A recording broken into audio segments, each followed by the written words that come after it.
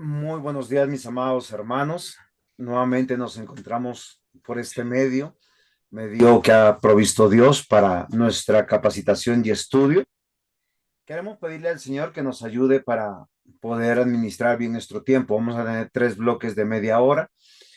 Eh, Su participación será al final. Esperemos que el Señor nos ayude en medio de todas las cosas. Vamos a orar. Hermana Michelle, por favor.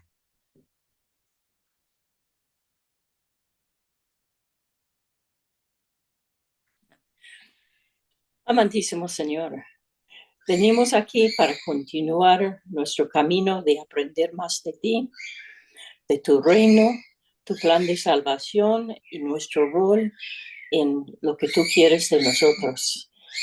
A pesar de las dificultades, sabemos que estos se pueden superar con la ayuda tuya.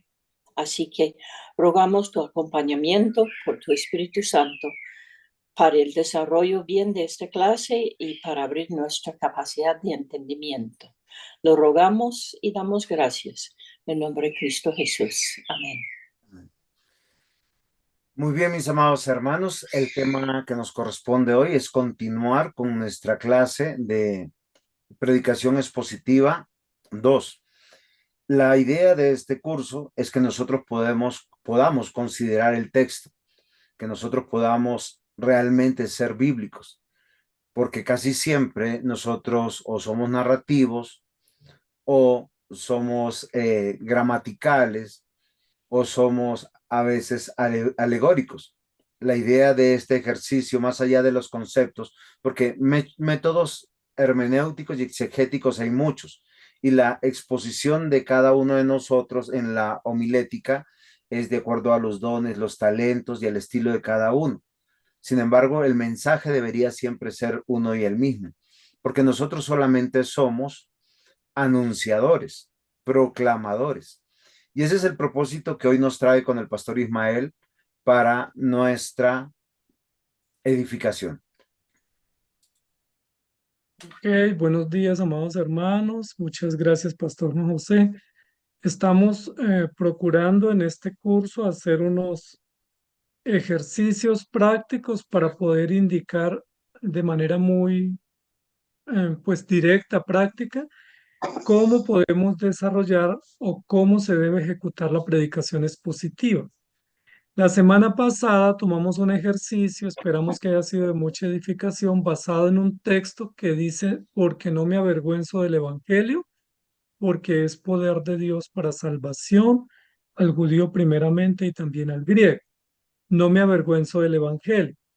Ese es el tema central de toda la escritura, el Evangelio. La pregunta es, ¿qué es el Evangelio?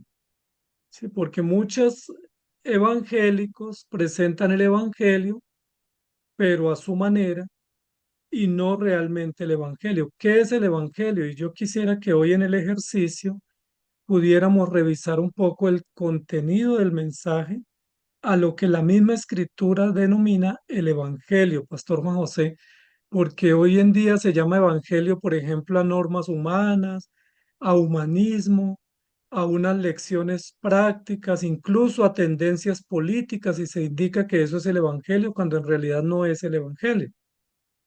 Hay una realidad imperante, es que nosotros los predicadores nos hagamos esa pregunta que necesitamos. ¿Realmente somos proclamadores de la verdad, del texto? ¿Confiamos en el texto? ¿O nos estamos llenando, como dice el pastor Ismael, de la filosofía humana, de la psicología humana, de ese mensaje centrado en el hombre?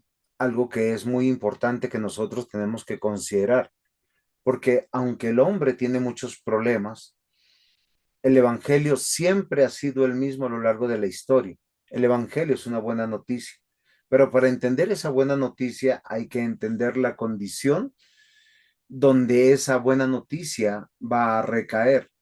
Y el problema del hombre no es que esté sin dinero, el problema del hombre no es que tenga dificultades en el hogar, el problema del hombre no es que tenga adicciones, el problema del hombre no es que tenga una enfermedad terminal, el problema del hombre no es que haya pasado por calamidades eh, naturales de la vida, que a todos nos pueden pasar, ¿sí? Desastres naturales, locativos, atentados contra la vida o contra nuestra economía o contra nuestra dignidad o honor.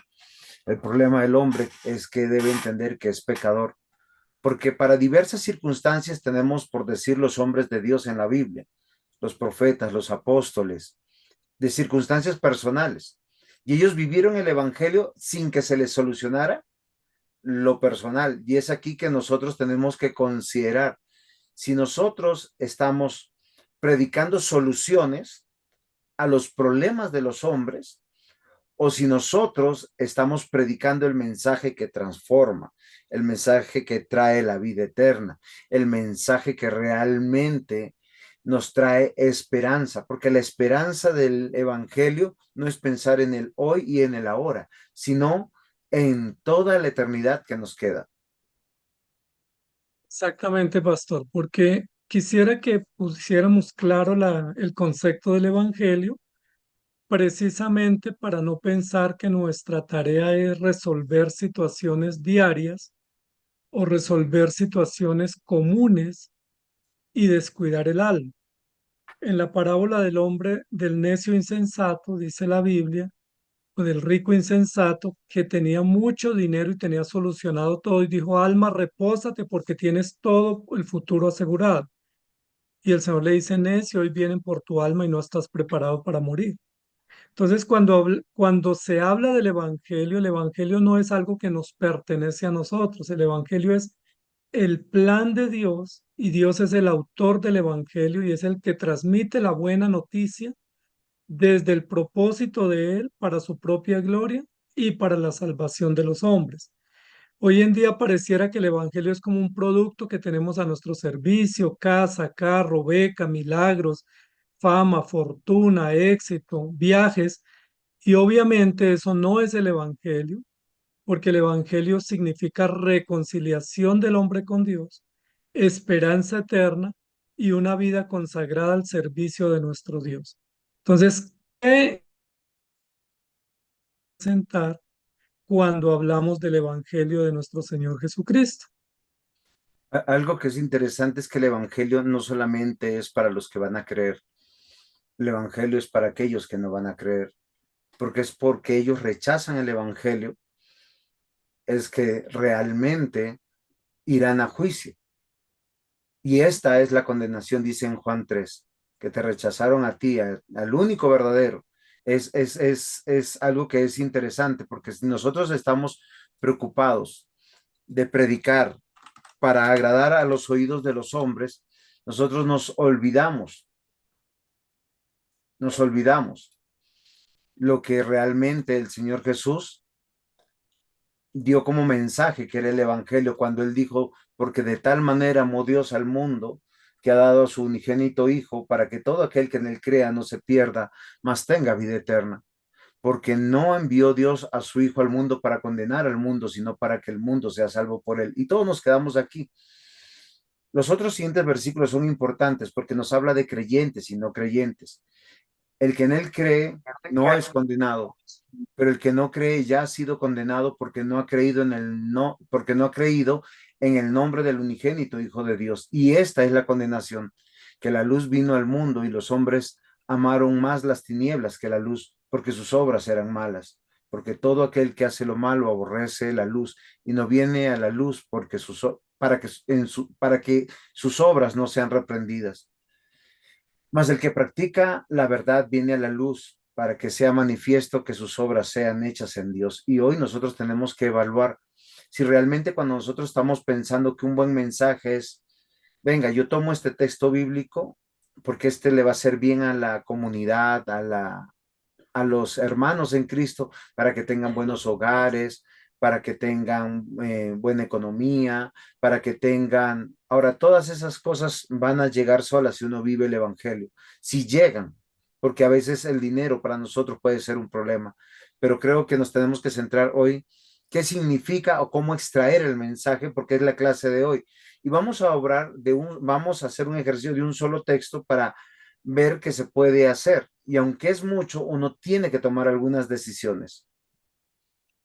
Ok, pastor, también me gustaría que previo al ejercicio que queremos formular hoy para realizar hoy en la clase, pudiésemos pensar algo y es en qué lugares encontramos el Evangelio. Porque la mayoría de cristianos, cuando se habla del Evangelio, piensan en los Evangelios, Mateo, Marcos, Lucas y Juan, o en algunos textos exclusivos del libro de Juan o del libro de Efesios, y dicen eso es el Evangelio. La pregunta es si eso es el Evangelio, el resto de la revelación, ¿qué es? ¿O encontramos el Evangelio en toda la escritura? ¿Cuál es el ejercicio del predicador? ¿Predicar algunos textos donde él supone está el Evangelio? ¿O tomar toda la escritura comprendiendo que es toda la revelación la que está comprometida con el plan de Dios, con el programa de la redención y con la metodología de alcanzar a los hombres para Cristo? ¿Dónde aparece el Evangelio en la escritura? ¿Solo en algunos textos o en todos los 66 textos? Es interesante, por eso que muchas veces hay libros de la Biblia que hay pastores que nunca lo considerarán y nunca lo leen. Ayer revisando un poco la clase con el pastor Ismael en una conversación, decíamos, y cantar de los cantares, ¿dónde está el Evangelio? Porque el Evangelio está implícito y muy claro en muchos lugares de la Biblia. Pero hay lugares de la Biblia donde a nosotros nos parecen oscuros, donde nos parecen que simplemente son poéticos o narrativos e históricos. Pero la misma escritura dice, todas estas historias fueron puestas para nuestra enseñanza y todas están dentro de un solo gran tema, el Evangelio o el pacto eterno de redención o la obra de redención o la obra redentiva. Hay algo que es interesante y Pastor Imal, de pronto podemos hacer claridad sobre este tema. Y es porque algunas personas dicen que hay una predicación bíblica y una predicación expositiva. Y yo creo que la predicación bíblica es una predicación expositiva porque la predicación bíblica es exponer la Biblia. Y hay una gran pugna entre los teólogos bíblicos o los biblistas y los teólogos sistemáticos, donde creo que los dos deben confluir como dos corrientes que alimentan una sola fuente de agua que es el Evangelio. Y lo que pudiéramos decir, mi querido pastor, es que el Evangelio es toda la escritura, porque el Evangelio es Cristo y el Evangelio es la palabra. Entonces, donde esté la palabra, pues está el Evangelio, y donde Cristo se ha revelado o anunciado, pues está el Evangelio. En tal sentido, en todo lugar de la escritura, que es desde Génesis 3 hasta Apocalipsis 22, que se muestra la incapacidad total humana, la injusticia, la necesidad de esperanza, de vida, de libertad, de reconciliación y toda la mediación que Cristo realiza para lograr esos propósitos, pues está el Evangelio. O sea, el Evangelio no se circunscribe o se reduce solo al concepto Evangelio, sino a todo el plan que implica esperanza de vida, de salvación, de redención, de justicia y de gloria para aquellos que creen en Cristo a través de la fe.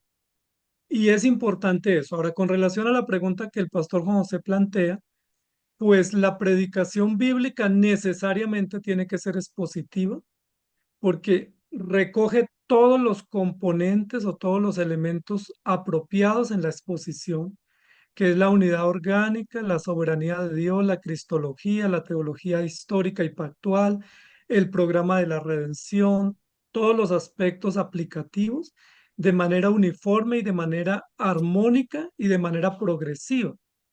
Desconocer alguno de esos elementos, pues es perder el componente bíblico y es no ser completamente expositivos, porque la exposición es tomar todos los elementos y la parte bíblica es considerar todas las verdades.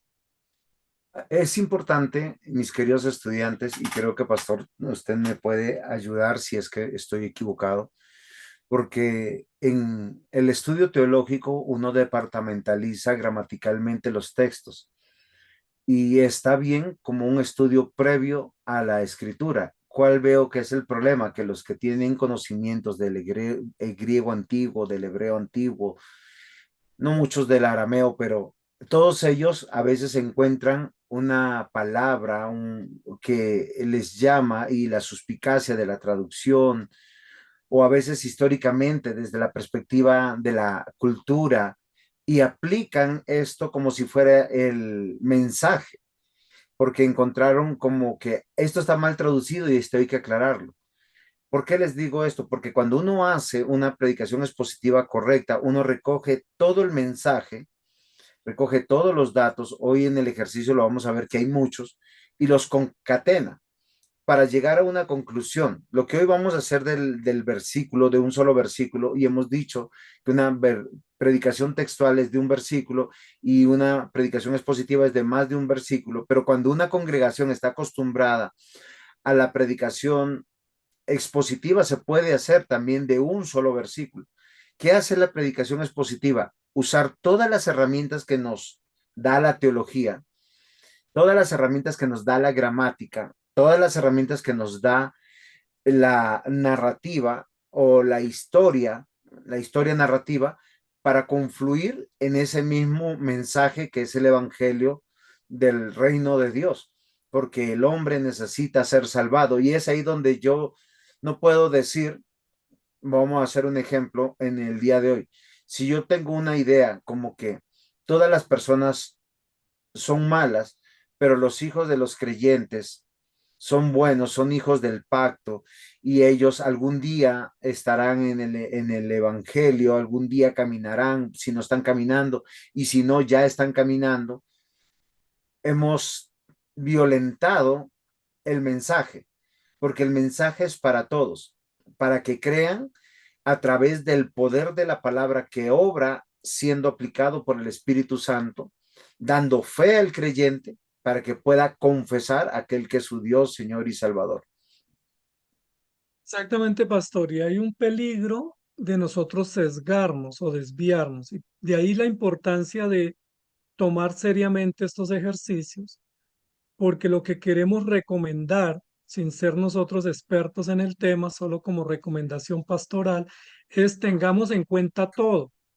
Si no tomemos solo una palabra y de esa palabra armemos un estudio, desconociendo que el texto, además de ser gramatical, también tiene un uso específico en el tiempo, también fue dirigido a una audiencia específica, tiene un contexto histórico, un contexto real, tiene unos protagonistas o receptores iniciales, y no solamente el texto es texto, o sea, no solo es concepto. Yo puedo tomar, por ejemplo, de este texto que tenemos aquí en la pantalla, la palabra por su llaga fuimos curados, y de ahí armar un concepto de que toda enfermedad física Dios la sana porque ese es su propósito, y que su muerte en la cruz fue para sanar lepra, cáncer, diabetes y cualquier enfermedad que se presente, pero pues eso no es muy justo a la hora de analizar el texto y a la hora de entender los conceptos semánticos que se presentan. Pero sí hay un riesgo, mi querido pastor. Yo estaba leyendo ayer bueno, de esas publicaciones que la gente pone en las redes diciendo que había un error muy grande en el tema del bautismo, porque bautismo solo significa sumergir.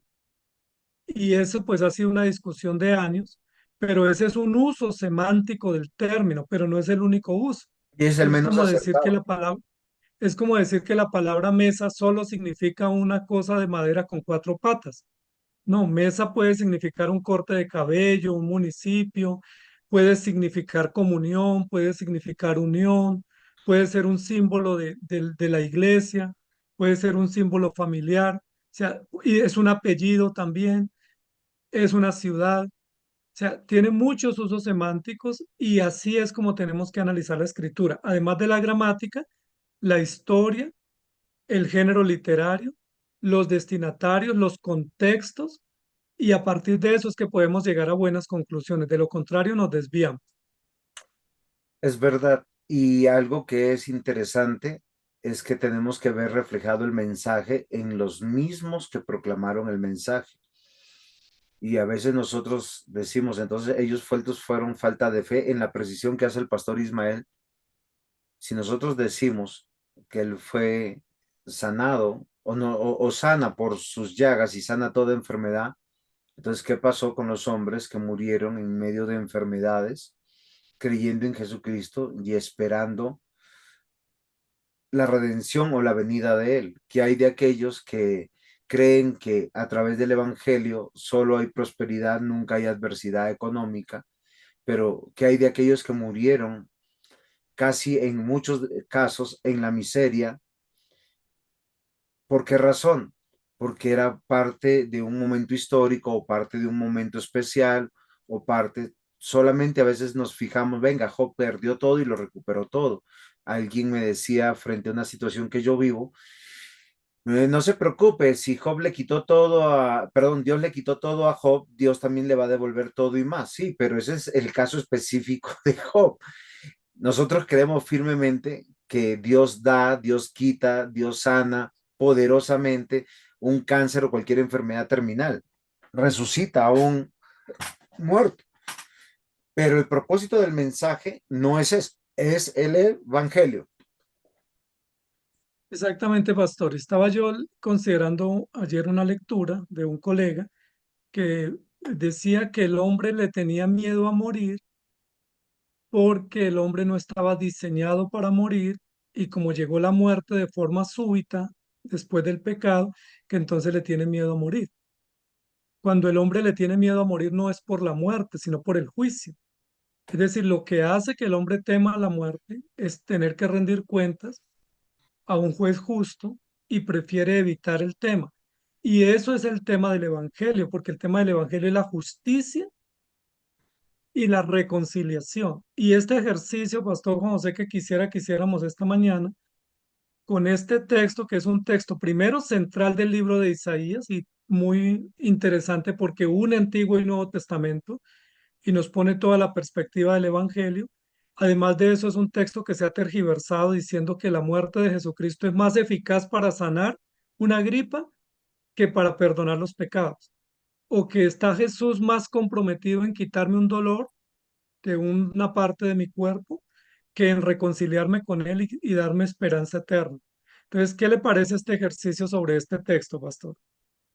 Que va a ser un desafío, pero nuevamente queremos llamar la atención del estudiante. Un texto expositivo va más allá de escoger hoy un texto en un versículo. Se hace versículo a versículo cuando usted ya tomó el versículo anterior y este domingo sigue y al otro domingo sigue con el otro y posiblemente usted dirá cuándo terminamos de estudiar, pero es que eso es lo que nos desafía y hoy tenemos que considerar el texto. Si consideramos el texto, ¿qué es lo que dice? ¿Cómo lo dice? Básicamente lo que vemos en pantalla. ¿Cuál es su estilo? Porque el estilo gramatical que tenga va a demarcar nuestra interpretación. ¿Por qué razón? Porque hay diferentes estilos, diferentes maneras de comunicar y nuestro Dios usó todos los estilos gramaticales para comunicar la verdad poderosamente. Exactamente. ¿Qué es el estilo? Bueno, ese término lo conocemos muy bien en nuestro idioma y eso tiene que ver con la apariencia del texto, ¿sí? Con lo que el texto inicialmente me muestra. Pongamos un ejemplo. Si vemos al pastor Juan José hoy en la clase con una corbata muy elegante y bien vestido, ¿qué decimos? Tiene un buen estilo, debe ser que va a tener una conferencia ahora, o debe ser que hoy va a predicar o va a oficiar algo, porque tiene un estilo que lo identifica. Pero si nos ven con una camiseta de Colombia, por ejemplo, ayer, y una gorra o unas bermudas, pues uno dice va a hacer deporte, porque su estilo muestra que va a hacer deporte o que va a caminar o va al gimnasio, o si tiene una ropa de trabajo con un overol o con una dotación, decimos se va para la empresa, o nuestros hijos cuando salen con uniforme decimos debe ir al colegio. El estilo es la apariencia del texto, es decir, lo que inicialmente el texto me muestra. Y aquí este texto, que es muy conocido, nos muestra una prosa narrativa. Está haciendo una narración con un estilo jurídico, es decir, con elementos judiciales donde expone, compara y vincula varios conceptos, varios temas, varios propósitos y actores, y luego presenta una síntesis donde advierte de algunos beneficios o algunos desafíos que tienen aquellos que reciben el mensaje de este texto. Eso tiene que Hacemos, ver con el estilo. hacemos una pausa en el bloque.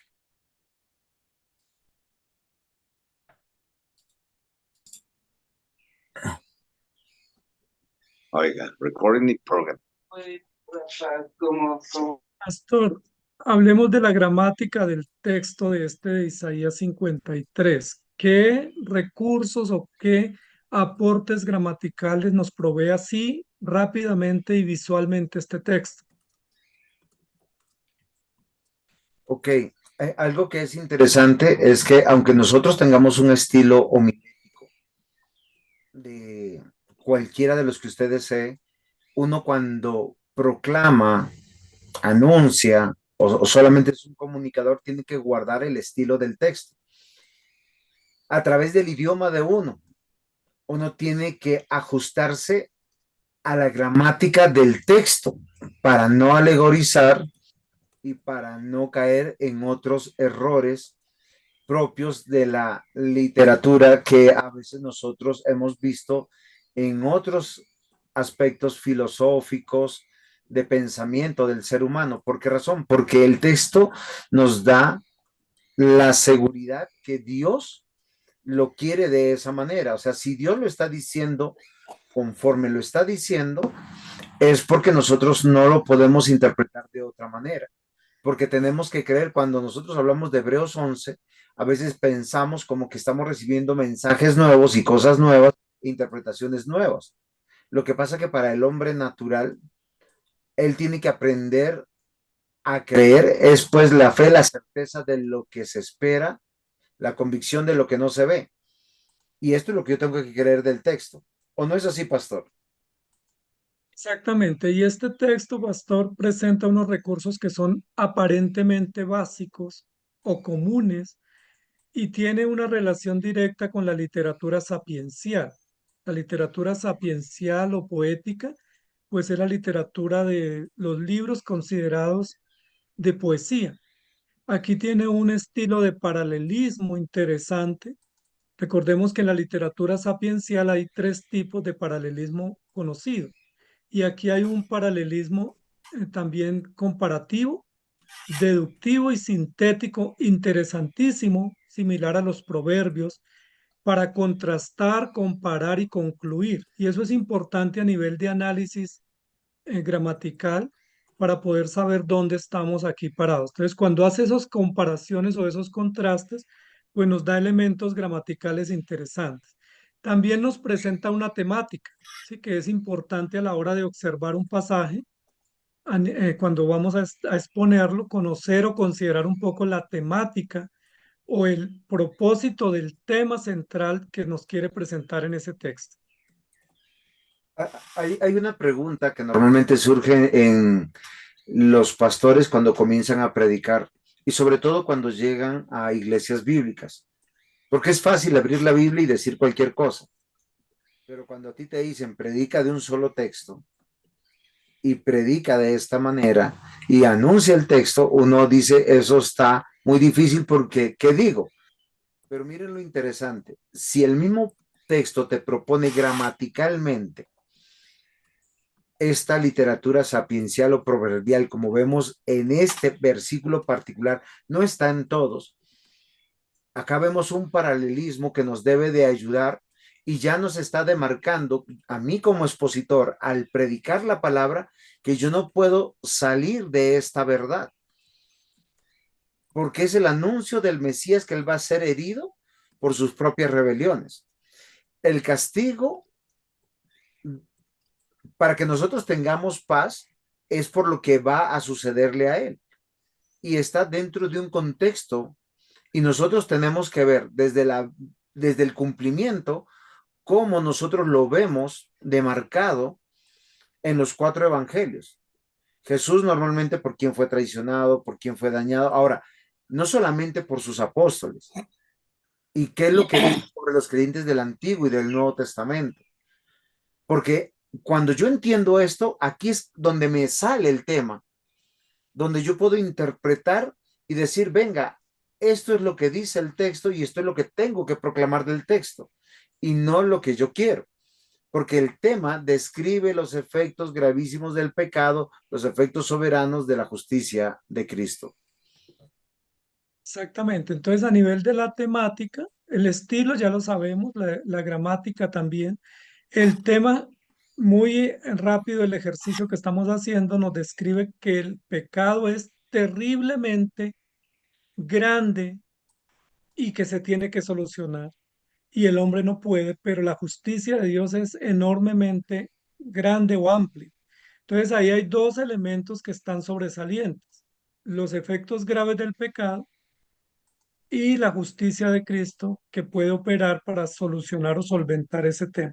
Y eso ya es un tema general del texto bíblico para poder desarrollar nuestra exposición. Ahora miremos un poco el tema de la semántica. La semántica tiene que ver con los usos que se dan en el texto de los términos o de los conceptos principales del tema. Entonces, ¿cómo se aborda ese uso? ¿Qué uso semántico se da a esos temas? Aquí estamos hablando de alguien que es herido, de alguien que es molido, de alguien que recibe un castigo, de alguien que recibe un beneficio de paz y un beneficio de salvación. Estamos hablando de dos sujetos, permítame decirlo de alguna manera, de un sujeto que ha traicionado una ley y tiene unos efectos contrarios como rebelión y maldad como consecuencia, pero de un sujeto sustituto que toma el castigo de ese pecador para llevarlo sobre sí y trasladar un resultado al otro sujeto. Entonces, ¿cómo vemos esa parte de la semántica, mi querido pastor? Ahí hay una datico en la pantalla que nos puede ser útil. Sí, entendemos que hay un beneficiario o beneficiarios en plural y un solo benefactor. En el Evangelio particularmente estamos identificando quién es Dios y quién es la audiencia. Vemos el carácter lleno de gracia, misericordia, bondad de aquel que está salvando siempre frente a la creación. Cuando decimos beneficiario, no estamos hablando en el sentido, no sé si es correcto aquí, positivo, que todo el mundo lo recibe, porque uno piensa, ay, soy beneficiario, algo me va a llegar. Pero ¿qué tal si te llega el impuesto de la casa? ¿Qué tal si te llega el impuesto del vehículo? Las cuentas de cobro del pasado, porque has sido beneficiario. Y esto es interesante, todo aquel que escucha el mensaje es beneficiario y tiene la oportunidad de arrepentirse y volver a Dios. Y esto es lo que debe llamar nuestra atención para nosotros como predicadores, como pastores, porque nosotros a veces, queridos hermanos, olvidamos, y se los digo con toda seriedad, olvidamos que nosotros somos predicadores del Evangelio de nuestro Señor Jesucristo. Y quiere el Señor que nosotros hoy consideremos el texto con toda la seriedad, porque no estamos haciendo nada de lo que el Señor nos ya dejó en su palabra para que lo hiciéramos. Exactamente, pastor. En cuanto a esa descripción semántica, pues es muy común y muy usual en la literatura profética. La literatura profética, Isaías, Jeremías, Ezequiel, Daniel, Osea, Joel, Amós y todos los profetas se enfocaron en describir la maldad del hombre, las injusticias a todo nivel en todas las esferas sociales y la esperanza de un salvador o un juzgador. Entonces, es beneficiario el que recibe la salvación por gracia, pero es beneficiario el que recibe la condenación por justicia. También es A beneficiario la del mismo orden. plan Hola, ¿cómo y está? también es Buenos días. beneficiario Habla con la del que mismo acabo de atender propósito. a su... Entonces, es muy interesante porque a veces pensamos que ese mensaje de Isaías es selectivo para el creyente o es abarcante para la humanidad, cuando en realidad todos los que rechacen y mantengan en sus rebeliones, pues reciben condenación. Ok, entonces, si nosotros volvemos, recuerden que este es un ejercicio teológico para la predicación expositiva. todas las consideraciones previas que tú ya has hecho, hermenéuticas, exegéticas, idiomilética, es cuando tú ya tienes tu sermón. Y lo que nosotros queremos llamar la atención es si tú quieres ser un predicador bíblico o expositivo, porque van así de la mano, tú no puedes decir que eres bíblico si tú simplemente tomas un texto fuera de su contexto y lo que dices es un pretexto para decir algo para animar a alguien. ¿Por qué razón? Porque el texto te demarca claramente cuál es el ejercicio de tu proclamación. En el caso de Isaías 53, es comparativo, es proverbial, es descriptivo y redentivo. Estos cuatro elementos deberían estar en la prédica de cualquiera que osara proclamar Isaías 53, porque en ese ejercicio lo que nosotros estamos viendo, una primera sección donde hay una comparación, hay una conclusión natural para cualquier auditorio y una descripción de los efectos del carácter de Dios sobre nosotros, sobre la denuncia que hace Dios sobre los que están escuchando y sobre aquellos que realmente van a creer, porque al final el propósito de predicar no tiene que ver nuevamente con el bienestar terrenal, corporal, aunque en muchos casos llega, en muchos casos se da. Podemos orar por las enfermedades y se van, se sana a la persona. Podemos salir de una mala economía, puede haber reconciliación, se pueden abandonar todas las adicciones y vivir vidas santas y piadosas. Pero la temática apunta a dar vida para ser santificado hasta el día que te llaman para que te presentes al juicio final. Ok, pastor. Entonces, mira, este ejercicio que estamos haciendo, que es simplemente un modelo muy superficial, muy elemental, pues ya tenemos una información muy generosa, muy amplia para poder entrar al texto. Aquí no hemos entrado al texto. Estamos simplemente haciendo una observación preliminar, qué estilo tiene, qué elementos gramaticales pueden ser significativos, qué temática aborda y cuáles son los conceptos semánticos principales enfocados en qué dirección. Con esa información que ya tenemos un andamiaje que nos sirve para poder entrar al texto. Entonces, aquí no está la prédica. Estos son elementos de observación, de verificación y de identificación previas observando el texto. Nosotros dijimos la clase pasada, pastor, que para poder predicar expositivamente tenemos que ceñirnos al texto y dejar que el texto hable. Hasta aquí no hemos hablado nosotros, porque no es nuestra tarea hablar, sino dejar que el texto hable. ¿Qué nos dice el texto? Pues que está haciendo una comparación. ¿Qué nos dice? Que está usando un recurso proverbial, es decir, paralelismo. ¿Qué más nos dice? Que está haciendo una descripción de dos tipos de personas. Uno que es reo de muerte, que está bajo condenación, y otro que se presenta al trono a sustituir a ese pecador, cumpliendo y satisfaciendo la justicia y luego qué beneficio le llega. Y eso nos permite hablar de que está describiendo todo el concepto de la redención, un aspecto jurídico donde hay unos sindicados y donde hay un sustituto o un mediador que se presenta para satisfacer esas demandas de justicia. Pastor, sin pasar la diapositiva, solo quiero que consideremos, es que como usted lo dijo, hay textos que son escatológicos, proverbiales, hay narrativos históricos, hay poéticos, hay proféticos, pero el ejercicio de la predicación expositiva es considerar estos principios que por medio de la observación se hacen porque yo ya sé lo que tengo que hacer.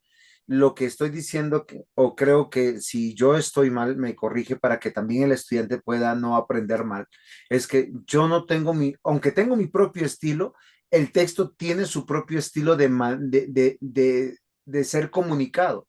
Y yo no puedo salir, por decir, de manera profética, tomar este texto, aunque es profético en un sentido, bueno, es en otro, o poético, ¿no? No, es que esto simplemente es una alegoría de cómo el Señor iba a hacer esto, pero efectivamente no pasó así porque fue peor o fue menor, qué sé yo, puedo llegar a conclusiones equivocadas. Cada texto tiene una riqueza y tiene su carácter propio del texto como Dios quiso dejarlo, y es lo que el predicador debe tomar para aplicarlo. Porque yo he escuchado enseñanzas sobre darle 7 vueltas a tu casa, la casa que tú quieres, porque vas a derribar los muros que ha presentado el enemigo para que tú no puedas obtener y comprar tu casa y hacerlo. Y toman el texto de Josué. Y yo digo, ¿cómo hacen eso?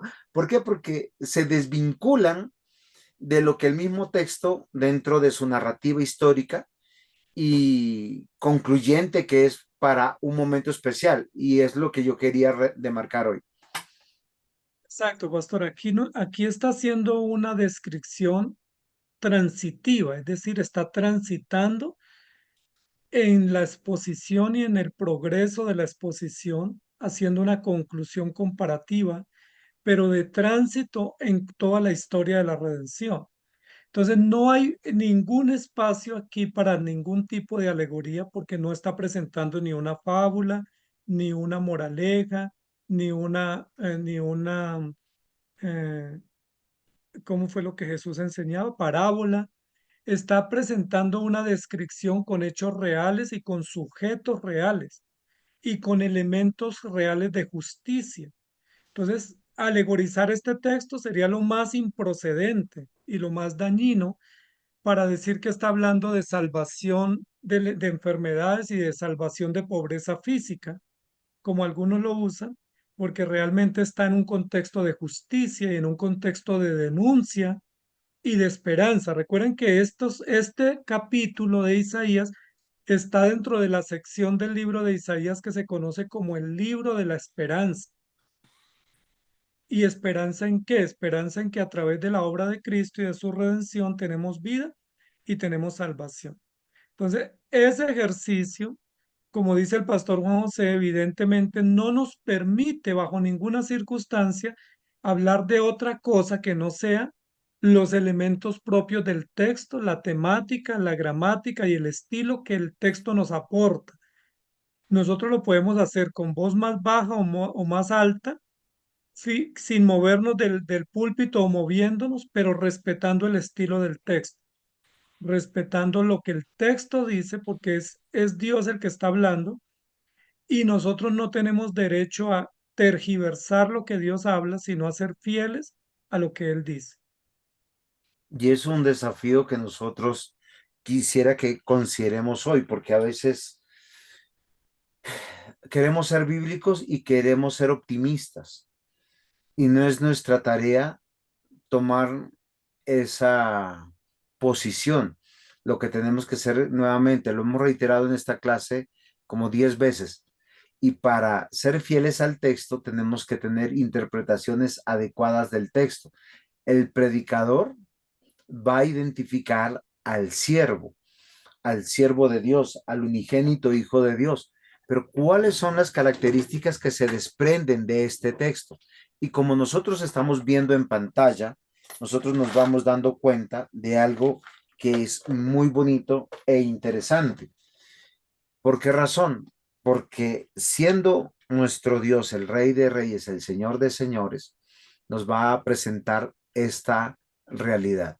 El siervo es sufriente, es herido, pero a su vez el que es sufriente es sustituto, pero es herido y molido por una razón fundamental, no por los látigos que van a ser en la cruz del Calvario en el cumplimiento, no por los clavos de la cruz, no por la humillación que recibió de aquellos que vino a salvar, o peor, de los soldados que nosotros vemos descritos en la escritura. Dice que cada uno de aquellos que es un rebelde, que es un pecador, es un transgresor. Y esto, aunque parece una mala noticia, es una excelente noticia, porque hace que el mensaje sea universal, porque a lo largo de la historia nosotros nos damos cuenta que para bien o para mal todos somos pecadores, que todos necesitamos ser conscientes que si creemos en Cristo Jesús, Cristo Jesús murió por nosotros, por la transgresión de nuestros pecados.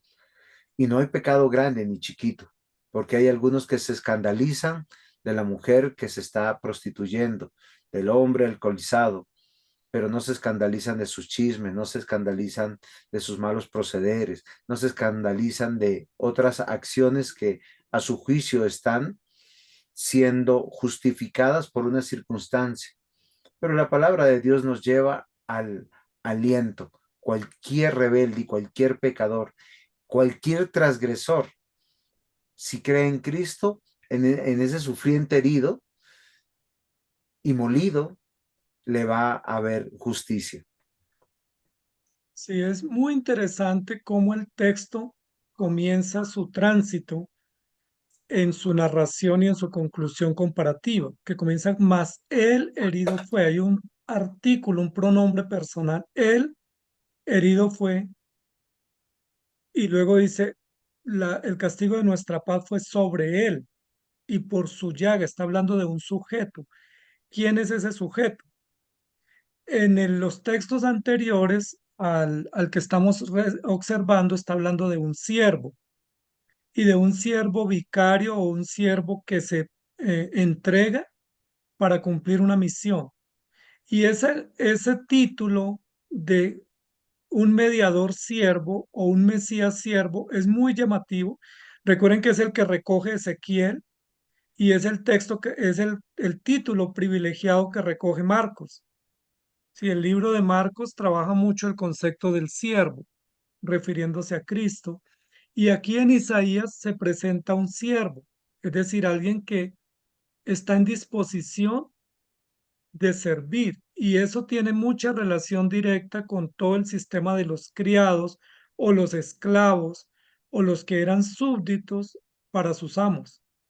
Jesucristo aquí asume una figura de un siervo que está al servicio de, para una causa, para un propósito, y nos presenta una ecuación que es muy interesante porque dice que el siervo va a ser herido y molido y va a recibir un castigo.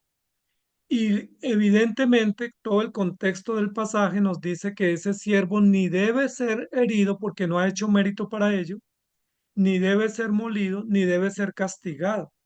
Pues él lo hace por sustitución o por mediación o lo hace a favor de alguien. Y ahí hay un común denominador en la ecuación que estamos ahí en pantalla viendo, y es ese siervo lo hace sin mérito propio, es decir, no tiene por qué hacerlo por su propia cuenta porque Él es santo y perfecto. Lo describe el texto en otros lugares, pero lo hace por un común denominador y es un hombre que violó la ley, unos hombres pecadores, rebeldes y transgresores y para que se opere justicia. Entonces aquí el móvil del servicio del siervo es la justicia. ¿Qué mueve al siervo a operar estas acciones o estos hechos? La justicia. Y aquí dentro de la parte superior que estamos poniendo información en la pantalla, pues ese siervo no solamente sustituye, sino que es mediador y satisface, pero también cumple una tarea y es transferir. ¿Qué transfiere? Pues transfiere los beneficios de su justicia a favor de los transgresores que son alcanzados por esa justicia y transfieren los bienes de la ley o los beneficios de la ley a favor de aquellos de los cuales Dios se agradó. Entonces, esos conceptos son muy importantes a nivel jurídico. Todos son jurídicos porque aquí la clave en esta parte inicial del siervo es jurídica. No es simplemente compasiva, como alguien dice, ay, pobrecito, qué tristeza, yo lo voy a ayudar. No, hay unos componentes jurídicos, hay unas violaciones, hay unas transgresiones, hay unas sentencias, hay unas estipulaciones y se tienen que saldar para que haya realmente una intervención adecuada de servicio. Pastor, usted ha mencionado algo que es interesante, al siervo de Dios, y luego mencionó a los siervos del Antiguo Testamento. Y podemos mencionar a los siervos del Nuevo Testamento. Y podemos hablar de los siervos de hoy en día, porque hoy en día ya a los pastores les gusta que les digan siervos. Y hay que entender, en esos dos efectos permanentes que tiene el servicio. Primero, tenemos que entender que nuestro Señor Jesucristo vino a servir a su Padre. Él mismo lo dijo en su oración: Padre, si fuera posible, pasa de mí esta copa, pero hágase tu voluntad. Eso es muy interesante porque nosotros tenemos que considerar, también nos enseñó a obrar bien, buscar primeramente el reino de Dios y su justicia, y todas las demás cosas serán añadidas. Porque la palabra siervo, y siempre que la encontremos, sea en nuestro Señor Jesucristo como el ejemplo de los siervos, Él dice: los siervos no son mayores que su Señor, y su Señor vino a servir y no a ser servido. Están en un sentido vertical al servicio de Dios y de la ley y de la justicia de Dios. Y es algo que nosotros tenemos que ver, lo que nos lleva a esta segunda palabra: servidor. Pero no somos servidores, ayúdenme, como esos servidores esclavos o humillados, eh, vilipendiados de los seres humanos. O sea, nosotros no estamos al servicio de la humanidad, estamos al servicio de la justicia de Dios, de la ley de Dios, de la gloria de Dios. ¿Cuál es el fin principal del hombre? Reza uno de los catecismos del siglo XVI. Y el fin principal del hombre es buscar la gloria de Dios y gozar de Dios permanentemente. Ese es en el sentido vertical en que el texto nos está diciendo que es la realidad del siervo y sirve a los propósitos del mensaje y de Dios, pero también de manera horizontal. Permanentemente encontramos que el siervo, sirviendo a Dios y sirviendo la justicia de Dios y en cumplimiento de la gloria de Dios, está buscando beneficiar a aquellos que van a creer, porque finalmente, al haber reconciliación, al haber justicia y gracia de la mano, porque nadie la está buscando, nosotros vamos a encontrar, como dice en el texto, paz, bienestar. Y es ahí donde nosotros vamos a ver la segunda parte de este texto que estamos encontrando, de ser siervos o servidores al servicio de Dios, pero también del reino de Dios. Y que el pastor Ismael nos va a ayudar con esta segunda parte. Su merced estaba mencionando que bueno, no lo dijo así, así como yo lo quiero resumir, pero lo dijo en términos generales, que los siervos en el sistema de esclavos o los criados eran serviles en el sentido de que eran máquinas de trabajo, Esa era la sin palabra que ningún estaba tipo, buscando. sin ningún tipo de autonomía o de conciencia o de libertad o de gratitud, sino simplemente eran máquinas. No somos siervos serviles, somos siervos libertados, con gozo, con conciencia, con gratitud para honrar a nuestro Dios. Es decir, somos siervos herederos y siervos reconciliados y en paz con el amo, de tal manera que el servicio que nosotros le prestamos a Dios no es un servicio mecánico o como un instrumento de trabajo, sino que somos hijos de Dios al servicio de Dios, extendiendo el reino de Dios y aceptando y comprendiendo la forma como Jesucristo se entregó en servicio. Si aquí dice que Él se hizo moler, se entregó, recibió castigo, fue humillado, pues de alguna manera también está ejemplificando las dinámicas de la vida natural en las cuales nosotros ejercemos el servicio. No podemos estar esperando tapete rojo y palco y VIP, porque el siervo de Dios muchas veces es el que tiene que tomar la toalla y la vasija para lavar los pies, para servir a los necesitados y hacerlo silenciosamente. Y a veces el siervo de Dios es el que tiene que sufrir con paciencia las humillaciones y las persecuciones, porque hace parte del encargo natural del servicio, pero no lo hace como una apología al sufrimiento, sino lo hace porque está en Cristo y sabe que esa esperanza que Cristo le ha transferido pues es una esperanza que vale la pena servir a Cristo, aún pese a esas contradicciones. Ok, tenemos 3 minutos más y vamos a terminar este bloque y lo que creo yo que estemos siendo edificados es para que nosotros consideremos, porque acá nosotros cuando partimos dijimos que este texto era un texto comparativo sapiencial. Fíjense que ahí nos desmarca de sanar enfermedades, porque ¿qué es lo que nos daña y nos lleva a la justicia de Dios para ser condenados a muerte? Es el pecado, es la rebelión, es la transgresión, el vivir sin la esperanza de la salvación. Por eso encontramos que Jesús o el Mesías, en el caso de Isaías, él está anunciando al Mesías. En griego, la palabra Mesías se traduce a la palabra Cristo. Él viene a ser ese servidor, no servil, gracias pastor, esa palabra. Usted siempre tiene buenas palabras. Es lo que nosotros tenemos que entender. Él viene de manera compasiva, eficiente y coherente, con una sola finalidad: salvar, para que nosotros sirvamos de manera fiel e idónea. Esto es un privilegio. No hay lugar más alto sobre la tierra que estar dentro del reino de Dios. Y no hay más alto sobre la tierra dentro del reino de Dios que ser predicador de el mensaje de nuestro Dios. Nos vemos en el siguiente bloque.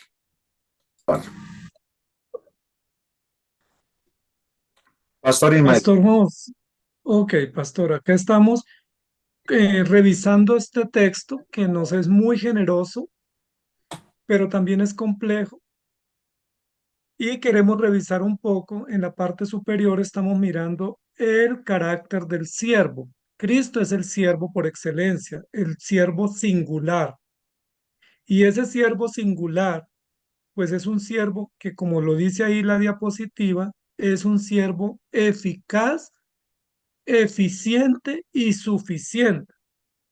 Porque a veces pareciera ser, yo he escuchado mucho a los cristianos, yo no sé por allá por Armenia si es igual, pero acá uno le pregunta al cristiano, ¿y cómo está? Dice, pues ahí, hermano, ahí luchando, ahí en la lucha, ahí llevándola, ahí sirviendo al Señor como si fuera poco, ¿sí? Como si la vida y la esperanza y la fe que tenemos fuera tan precaria que fuéramos pordioseros o como si agachando la cabeza y diciendo eso nos mostráramos más piadosos, cuando la vida cristiana es lo más extraordinario y servir a Cristo, así sea a pocos o a muchos, es lo más grandioso y glorioso y honroso que podemos tener en esta tierra.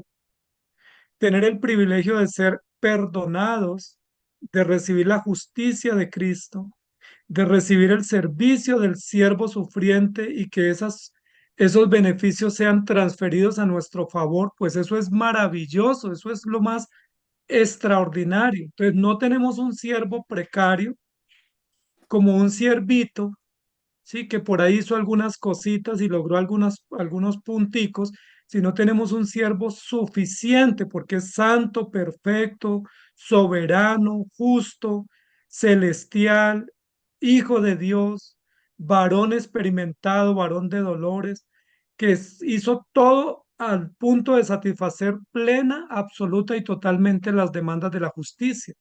Entonces es importante comprender que no tenemos un sumo sacerdote precario o ineficiente, sino uno que es suficiente, absoluto y con un solo sacrificio logró todos los beneficios para todos los creyentes de todos los tiempos. Entonces, tener en cuenta eso porque de la misma manera que el siervo es eficaz y eficiente, pues se demanda que los servidores lo sean para la gloria de ese siervo que nos dejó el modelo de cómo hacerlo. Espectacular, pastor, espectacular, y es algo que nosotros tenemos que considerar. Entonces, ahora estamos viendo que el carácter es positivo que debe tener el predicador, le demanda considerar el texto. Yo acá traigo a mi memoria los 17 minutos que me demarcó la hermana en algunas instituciones en la clase pasada, porque quedaríamos solamente con la conclusión. y con la conclusión no haríamos un estudio serio de la palabra, tendríamos que reclamar al consistorio y decirle necesitamos tiempo, porque el mismo texto en un solo versículo nos demanda ese tiempo. ¿Cómo sería desarrollar todo Isaías 53 del 1 al 10, que es un solo mensaje, un solo bloque?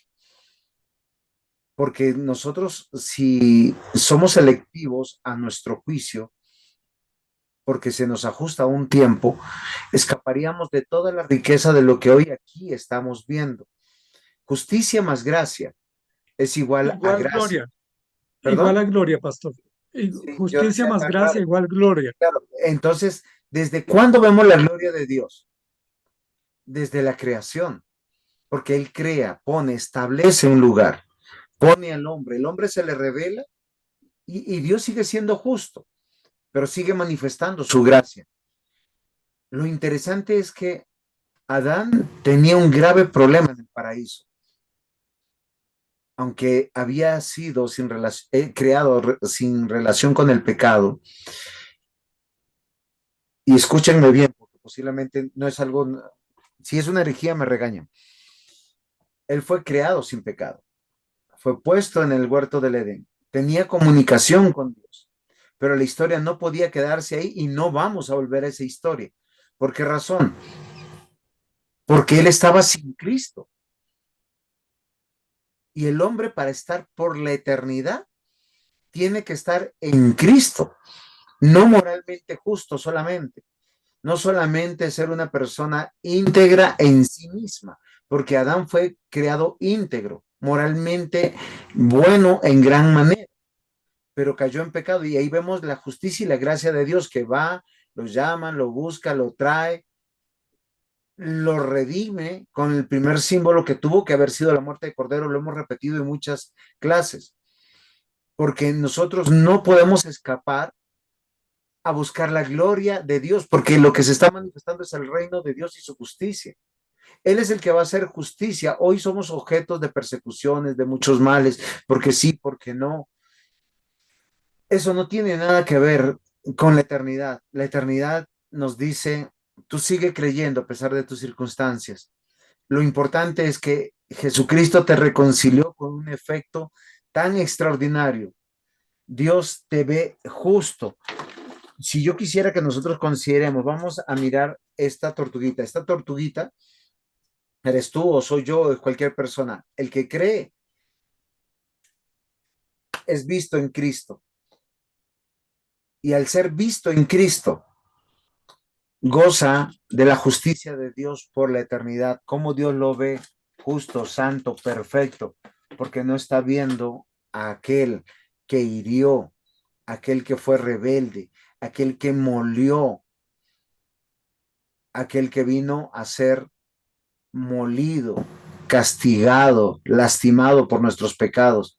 Pero al final, lo que no pude decir en el bloque anterior fue lo siguiente, que no fueron los látigos, no fue la corona de espinas, no fue los clavos en la cruz, porque a nosotros nos parece lo más terrible y lo más doloroso, y si nosotros vemos cualquier película donde te lo hacen de manera descarnada y tan explícita, uno se retuerce y dice, no, queridos hermanos, el momento culminante de la cruz del Calvario es cuando Jesús clama, Dios mío, ¿por qué me has abandonado? Y luego dice, todo se ha consumado y luego llega la ira de Dios y el Dios de la vida le quita la vida al Dios de la vida en la persona de Cristo. Y vemos todo lo dramático que es en el texto al oscurecerse los cielos a las 3 de la tarde, al haber terremotos, o sea, para que nosotros describamos lo que es este mensaje. Y tenemos que considerar las premisas que da el mensaje. Y miren, llevamos mucho tiempo en esto. Sí, pastor, es interesante porque aquí hay toda una relación, no solamente del texto con el texto y con el mensaje de Isaías y con el cumplimiento de Cristo, sino con todos los elementos previos desde Génesis. Aquí habla de alguien que es herido, es decir, habla de muerte, habla de sangre, habla de vida, habla de justicia, habla de castigo, habla de consecuencias, pero también habla de esperanza, es decir, de pacto, de redención, de libertad, de paz, de salvación. Es decir, es un texto que reúne todo el plan y todos los elementos revelados hasta el momento en el tiempo de Isaías con relación al Cordero, con relación al pacto y con relación a Jesucristo, el Mesías prometido desde Génesis 3. Entonces, no podemos desviar la atención para decir que ese texto está diciendo que Dios está interesado en sanar enfermedades físicas. Por supuesto que Él lo puede hacer, no lo desconocemos, no ignoramos eso, pero no es el propósito del texto. El propósito del texto es mostrar en síntesis, en conclusión, en comparación, la historia de la redención desde la perspectiva de la justicia y desde la perspectiva de un siervo voluntario, eficaz y eficiente que se presenta en la cruz para sustituir a aquellos que están destituidos de la gloria de Dios. Acá hagamos un recorderis de la clase pasada. Esta es la ortodoxia bíblica. Si usted se desmarca de esta ortodoxia, no va a poder abarcar a aquellos, como está descrito aquí, pecadores, rebeldes, transgresores, elegidos, para que ellos sean regenerados, justificados, adoptados, salvados, llamados y satisfechos. Esta es la ortodoxia bíblica. El mensaje bíblico no tiene que ver con las circunstancias momentáneas de la vida mortal, tiene que ver con la eternidad. Hay muchos creyentes, queridos hermanos, hay muchísimos creyentes que viven muy bien. Hay muchos creyentes que viven con las justas, peleando el pan de cada día. Y así todo, miren, yo estuve de visita en una iglesia que invierte en el reino de Dios. Todos son diezmadores. Poquito los que ganan poquito, mucho los que ganan poquito. Y han hecho una obra de Dios, comenzando una iglesia debajo del palo de un cacao, hace 42 años. Y las familias están ahí. La primera familia que llegó hoy aporta a la iglesia 60 miembros. La segunda familia que llegó aporta 20 miembros. Y de ahí los miembros ordinarios que hay de una iglesia. Si nosotros nos demarcamos de la ortodoxia bíblica, de la predicación expositiva, no vamos a tener estos resultados, porque esto nos habla que esto se ha aplicado a lo largo de los siglos, de los siglos, de los siglos, en cualquier idioma, en cualquier continente. Eso nos llama a su universalidad. Finalmente vemos la autoridad de Dios. Es que la palabra de Dios es autoritativa, impositiva. No solamente es declarativa, no es como que yo lo digo a ver qué pasa. No, proclámela como dice. Aquí viene el cuarto bloque de esta clase. Sí, ya vamos a terminar esa parte. Todavía nos queda No, tiempo, no, nos pastor, queda está muy tiempo apurado. todavía, nos queda tiempo todavía, Ok, sino ok. que estaba diciendo que le correspondía la cuarta parte, porque a veces nosotros vemos que el evangelio es como, oiga, es tan difícil, yo cómo voy a la iglesia, es que estoy luchando con mi pecado, es que no puedo, pero es que tú estás amando tu pecado, porque si tú estás viendo que el pecado es un impedimento para servir al Señor. Yo me acuerdo que una de las cosas que para mí en mi formación como pastor, y doy gracias al Señor por quien me formó, porque cuando yo quería renunciar, Él me animaba a continuar. Cuando yo quería dejar de hacer y participar, Él me decía, haz.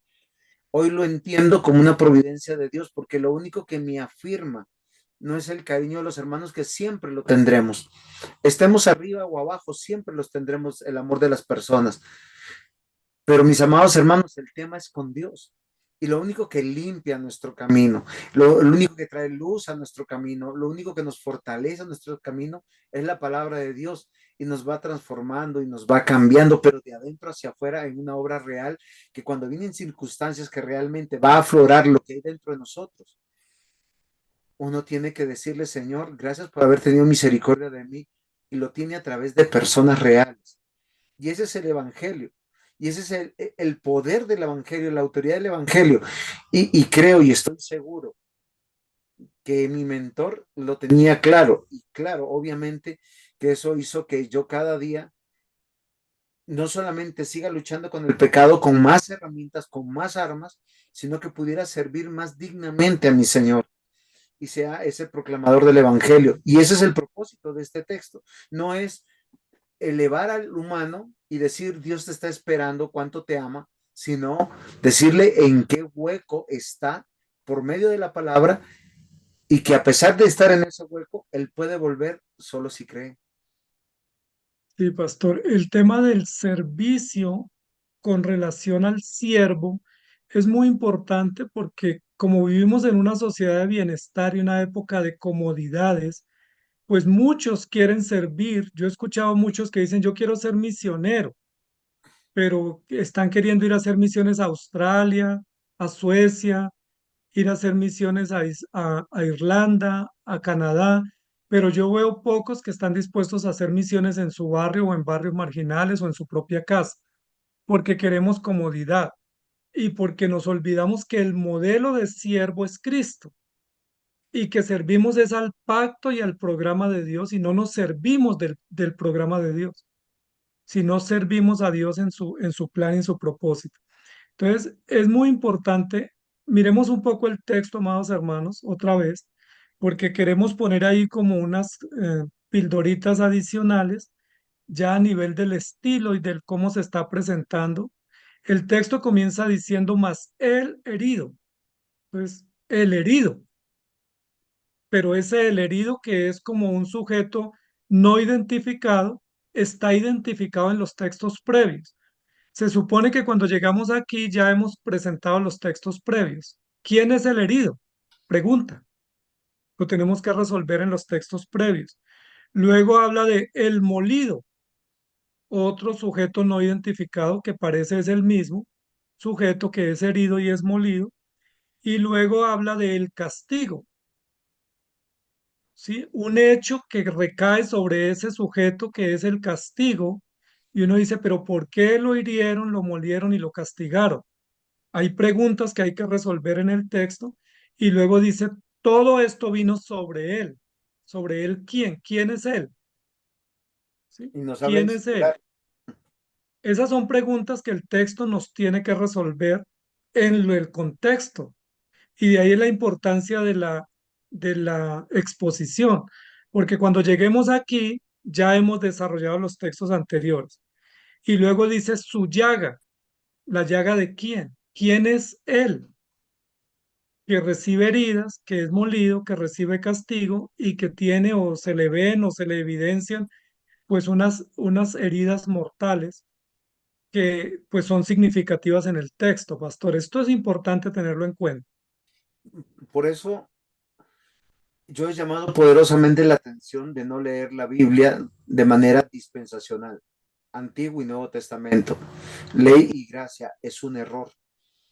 La Biblia se lee sobre los tres tiempos que presenta este mismo texto, porque usted en su exposición puede hablar del prometido, del Mesías o el Cristo prometido, porque todos los del Antiguo Testamento lo hirieron, lo molieron, lo castigaron sobre su cuerpo, porque son los transgresores.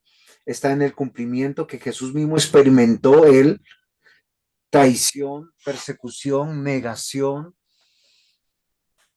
incredulidad de sus propios allegados y también de su pueblo y también de los demás, pero también después del cumplimiento de su encarnación en su pronta venida, porque nosotros que le esperamos que Él venga, muchas veces en medio de la aflicción nos desesperamos, nos angustiamos, como si esta vida mortal sea tan importante. Y a veces uno tiene que pedirle perdón al Señor. Porque si el Señor Jesús sufrió, ¿por qué nosotros no podemos sufrir? Él sufrió por el Evangelio. Nosotros a veces sufrimos por nuestra maldad, a veces sufrimos por la maldad de otros, o a veces sufrimos porque simplemente hay maldad en el mundo. Pero esto es interesante, porque sería insuficiente, sigo pensando en esos 17 minutos de predicación para poder tener una Pastor, mire acá, predicación de, prediquemos sí, el texto. un poco más profunda. Estas señales que hemos puesto acá en el texto con esos cuadritos verdes nos muestra unos conceptos singulares. El, su, herido, molido, sobre, es singular. Es decir, es solo todo eso recae sobre uno. Un Y sujeto. esa singularidad es un distintivo propio de la revelación de la gracia y de la justicia. Ahora miremos estos otros elementos que estamos poniendo en el texto con señales de color negro. Nuestras rebeliones, nuestros pecados, nuestra paz y nosotros curados. Pluralidad. Entonces hay un contraste, recuerden que hablamos de contraste, comparación entre la singularidad y la pluralidad. Hay un ser singular que asume las causas de una pluralidad de pueblo o de gente que está en rebelión, en pecado y en enfermedad o en condición de muerte y no tienen libertad ni paz. Entonces miren ese contraste tan interesante como aparece en el texto que es digno de revisar. ¿Las rebeliones de quiénes y contra quién? ¿Y los pecados de quiénes contra quién? ¿Y curados de qué y por qué? Y todo eso es importante porque hace parte del análisis para poder llevar a la audiencia una predicación expositiva bien presentada. El médico es Dios. El que está haciendo el diagnóstico es Dios. Y a su vez, en este mismo texto nos presenta la cura. Y eso lo interesante. Vamos de la singularidad o del singular del texto, que hay un solo objeto en el cual se está proclamando y se está anunciando. Hay también una pluralidad de beneficiarios de los cuales tenemos que hablar. Y esto es muy interesante para nosotros, porque si nosotros vamos a hacer una predicación, los puntos expositivos no cambian nunca frente al Evangelio, porque son puntos cardinales o verdades permanentes que nosotros tenemos que encontrar en cualquier texto de la Biblia. Muchas veces cuando nos encontramos en textos históricos, poéticos o sapienciales, a veces queremos escapar de la razón de qué y terminamos con predicaciones moralistas. Es muy fácil predicar sobre proverbios y terminar moralizando a las personas. No hagas esto, haz esto es malo, esto es bueno. Pero olvidamos que es parte de un contexto y de un contexto no solamente del libro, sino de todo un mensaje del libro. No sé si es claro, Pastor Imael, me ayuda. Sí, claro que sí, pastor, claro que sí. Tenemos que tener claras los hilos conductores del plan y del programa para poder no caer en errores. Y es muy llamativo lo que está presentándonos acá el texto porque nos describe el plan de Dios. Miren lo interesante, en el ejercicio pasado dijimos que el Señor salva a judíos y griegos, lo cual era inconcebible para los judíos. Aquí estamos diciendo que salva pecadores y rebeldes, lo cual también es inconcebible para el ser humano que se considera bueno. Es decir, ¿a quiénes salva? A personas de todos los lugares que están destituidos de la gloria de Dios y que son violadores o transgresores o que están muertos en delitos y pecados. Es decir, la salvación no es meritoria de parte de los receptores, sino es totalmente por gracia. Y pastor, ¿hay categoría de pecadores? Porque yo he escuchado a muchos, o sea, me puede perdonar a mí mis adulterios, mis fornicaciones, mis borracheras, mis mentiras, mis blasfemias, mis robos, pero hay hombres, oiga, Hitler fue terrible, yo no creo que él lo haya perdonado, o no sé, Atila, o Nerón que persiguió a la iglesia. ¿Por qué razón lo digo? Porque a veces nosotros nos horrorizamos de pecados que nos parecen, obviamente son pecados muy escandalosos, muy horribles y que escandalizan a cualquiera, pero lo que pone en la tabla de medida, en la balanza, es que toda persona que está sin Cristo no tiene esperanza. Y todo aquel que pone su esperanza en Cristo y puede creer, todos sus pecados han sido perdonados. De manera, no hay categoría de pecados, o sí las hay. ¿Hay categoría de seres humanos? Pues, dice la Biblia que el que transgrede un punto de la ley transgrede toda la ley.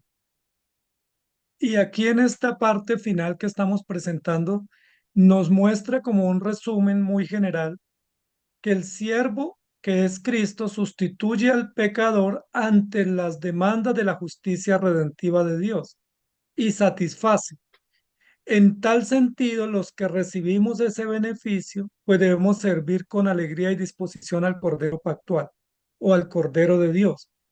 No somos siervos de una denominación, aunque pertenecemos a una organización, servimos a Dios y nos rendimos a Él. Somos testigos de su justicia y siervos de su gracia. Ahí hay toda una conexión entre lo que hizo Cristo y el deber ser de la iglesia, y entre la justicia y la gracia como componentes esenciales del plan de la redención, para que unamos todas las cosas, ¿no? Para que no pongamos justicia antiguo, gracia nuevo, sino en todo tiempo el Evangelio es la unión perfecta entre la justicia y la gracia, y entre la obra de Cristo y el deber del cristiano o la iglesia que trasega estos senderos de la fe. Perfecto. ¿Cómo la vemos ahí, pastor? Pues que creo que el desafío del que va a exponer la palabra de Dios es considerar estas cuatro premisas que nosotros vemos en pantalla. Dios ya reveló su mensaje. El mensaje es su Hijo amado, porque en él se satisface todas las demandas de la ley. Eso es justicia y gracia, como usted lo puso en otra de las diapositivas, pero encontramos solo la gloria de Dios. Y me llama la atención que muchas veces nosotros nos sentimos como que Dios se equivocó donde nos puso. Y a eso me llama la atención porque hay muchos que frente a las situaciones problemáticas de la iglesia, que en toda iglesia hay, Pablo nos habló de iglesias muy bonitas como Corinto, como los de Tesalónica, todos viviendo de la obra misionera y nadie trabajando, ¿sí? Y él dice, venga, el que no trabaje, que no coma, porque acá no queremos zánganos. Los hijos de Dios pertenecemos al reino de Dios y donde Dios nos puso, y es algo que en este año yo he empezado a comprender fuertemente en mi corazón. Dios no se equivocó. Si tu iglesia es de 500, de 1000 miembros, en una denominación grandísima, Dios no se equivocó. Si te puso en una congregación de 20, de 30, de 100, Dios no se equivocó. Es donde tenemos que servir y exponer el mensaje de Dios. Y lo hacemos desde nuestra vida, pero también lo hacemos desde el texto. Solo el texto hace hijos, porque no me avergüenzo del Evangelio, decíamos en el texto pasado, porque es poder de Dios para salvación y nos traslada al reino de nuestro Dios. Nosotros tenemos que considerar que el poder de Dios, por el poder de Dios, por el obrar de Dios, es que las personas creen, pero también por el poder de Dios, el Señor aumenta nuestra fe, aumenta nuestra capacidad de saber que todo está en las manos poderosas de Él y todo lo que ha ocurrido en nuestra vida es necesario para crecer en fe. Los discípulos no lo entendieron de esa manera y se desanimaron. Por eso el Señor Jesús se les apareció nuevamente. Y ellos fueron investidos de la capacidad de poder predicar el Evangelio en cualquier idioma, por decirlo de alguna manera, y en cualquier lugar. Todos y cada, el Pentecostés es eso, la capacidad de poder predicar. No son invoca y habla y será sanado. Y alguien me decía en estos días, ora con fe para que tu situación cambie en este momento. Créele al Señor. Yo decía, gracias. El poder de Dios es para transformarnos. creer no solamente significa conocer que Jesús. ¿Por qué razón? Porque los demonios también creen. Y también no solamente es conocer. ¿Por qué razón? Porque también los demonios conocen. Ellos vieron a Jesús y ellos lo identificaron antes que cualquiera. Eres tú, hijo del Altísimo, ¿qué quieres contra nosotros? No, no fue una pregunta, fue una afirmación de ellos. Haznos esto. ¿Saben qué es lo que no tienen los demonios? Confianza. La confianza solo la tiene el creyente, porque experimenta el poder de Dios no de manera externa, no ve de manera externa, sino la vive acá en el corazón. Y es la palabra de Dios cuando usted se esfuerza a decir ese mensaje que transforma, porque Dios quiso que esa fuera nuestra única herramienta. Los ángeles desean predicar y no se les permite. Se les fue dado a aquellos que Dios llamó por su gracia, en escuela dominical, en casa, si eres ministro, como ministro del evangelio dentro de la iglesia, desde tu oficio en el evangelio, en esos pequeños grupos de casa, en esa iglesia pequeña o grande, porque no es tu honra, no es tu gloria, es la gloria de Dios. Y ya nos quedan Pastor como Juan 10 José, minutos para terminar este bloque. para terminar esta parte, quiero contarles que ayer fui a un sitio y cuando llegué me dijeron que estaban haciendo una encuesta y que los que participaran de esa encuesta les daban alguna bebida y les daban 10.000 pesos, entonces que fuera. Yo fui allá y me dijeron enseguida que de esas bebidas que tenían ahí en una lista, ¿cuál yo tomaba? Yo les dije que ninguna. Entonces me dijeron, bueno, digamos que usted toma suero. Yo no, pero es que no tomo suero, yo tomo agua y no está en la lista. Entonces me dijeron, ¿qué edad tiene? Yo les dije 53 años. Me dijeron, pongamos que tiene 33. Entonces dije, no, ¿cómo así? Y me sentí que así es como a veces presentamos el Evangelio. Ven a la iglesia que hay almuerzo, ven a la iglesia que estamos regalando cosas, o ven porque te registramos para un concurso. Y que cuando vamos a ese servicio realmente lo que estamos es vendiendo el Evangelio como si fuera un producto y no presentando a Cristo, la gloria de Cristo y la justicia de Dios. Y es allí donde nosotros erramos, porque ya lo dijimos la semana pasada, el Evangelio es poder de Dios, pero es el Evangelio basado en la justicia, en la ley y en la gracia, no en beneficios. Si tú le dices a las personas, ven que mañana hay almuerzo, llegan muchos, o ven que mañana dan unos kits escolares o unos regalos o concursan para un premio, la gente va. Pero si les decimos, te invito para que oremos y leamos la Biblia y para que te pongas frente a Dios y arregles tu vida, las personas dicen, no me interesa. Entonces también se requiere honestidad porque es a través del poder de Dios el Evangelio y hoy lo vimos ya en el texto pasado y hoy lo estamos viendo que es a través del mensaje de Jesucristo y a través de la obra de Cristo para transformar transgresores rebeldes y destituidos de la gloria de Dios. Y es justo allí donde servimos a Dios y no nos servimos de Dios, porque el peligro es que nos estemos sirviendo de Dios y no sirviendo a Dios, que es el autor del mensaje y que es el propósito de todo. Entonces, bien por la clase y ahora vamos a poder intervenir, Pastor Juan José, después de este momento. Vamos a terminar el bloque con algo en mente. El predicador expositivo está seguro del mensaje del texto y expone con claridad, porque es lo que salva. Nos vemos en el siguiente bloque.